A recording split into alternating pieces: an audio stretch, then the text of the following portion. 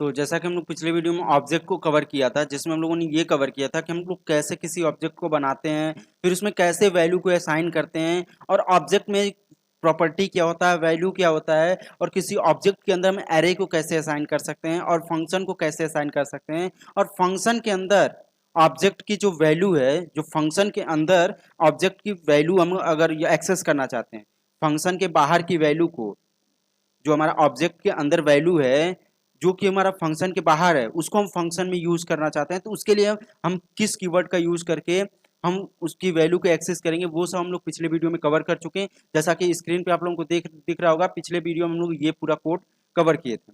ठीक, तो आप लोगों ने अगर पिछला वीडियो नहीं देखा है तो आप जो जाके चेकआउट कर सकते हैं, डिस्क्रिप्शन बॉक्स में लिंक मिल जाएगा, आप लोग वहां से चेकआउट कर सकते हैं।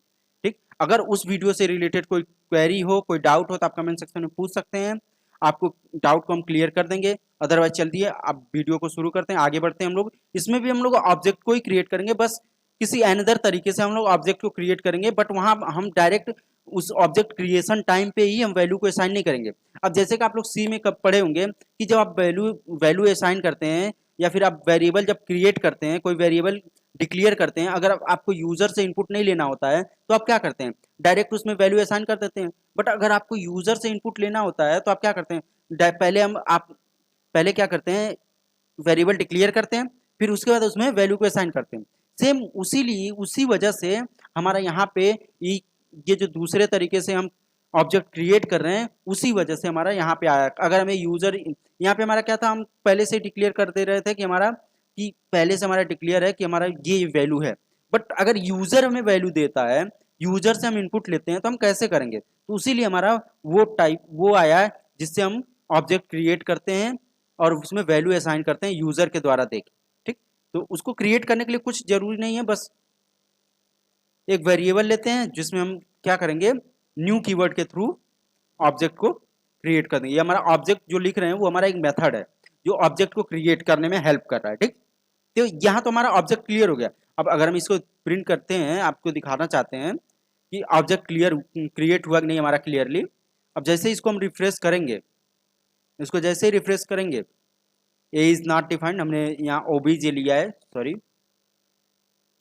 जैसे रिफ्रेश किया, आप देख रहे हैं हमारा एक कर्ली ब्रेसेस बन के आ गया, और ये बोल भी रहा हमारा जो प्रोटोटाइप है वो ऑब्जेक्ट है हमारा क्रिएट हो गया, बट उसमें कोई वैल्यू नहीं है इसलिए शो नहीं हो रहा।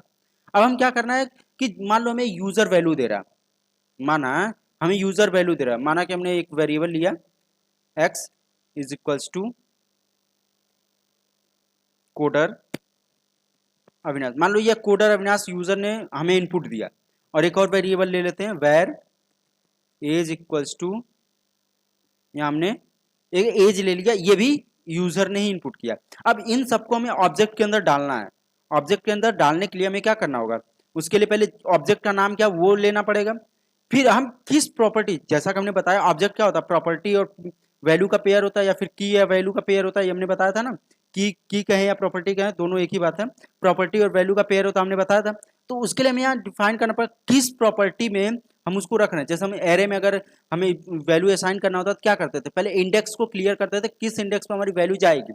उसी तरह से यहाँ भी हम क्लियर कर रहे हैं कि कौन सी प्रॉपर्टी की ये वैल्यू होगी। तो मान हमारा नेम है तो हमने नेम दे दिया। अब उसके अंदर मेरा क्या किया, किस हमें ये एक्स वाले वेरिएबल को इसमें स्टोर कराना, हमने एक्स डाल दिया। यहाँ जैसे हमने एक्स डाला हमारे वैल्यू आ गया।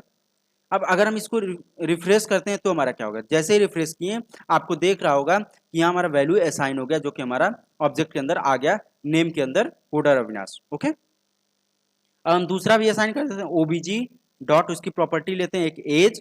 अब एज के अंदर हम क्या करते हैं, एज को ही असाइन कर देते हैं। ठीक, अब जैसे इसको रिफ्रेश करेंगे हमारा एज भी यहाँ पे आ गया। तो इस तरह से हम इसमें वैल्यू को असाइन करते हैं। ठीक, तो इस वीडियो हम लोगों ने ये देखा कि कैसे हम लोग ऑब्जेक्ट को क्रिएट करें न्यू कीवर्ड का यूज करके।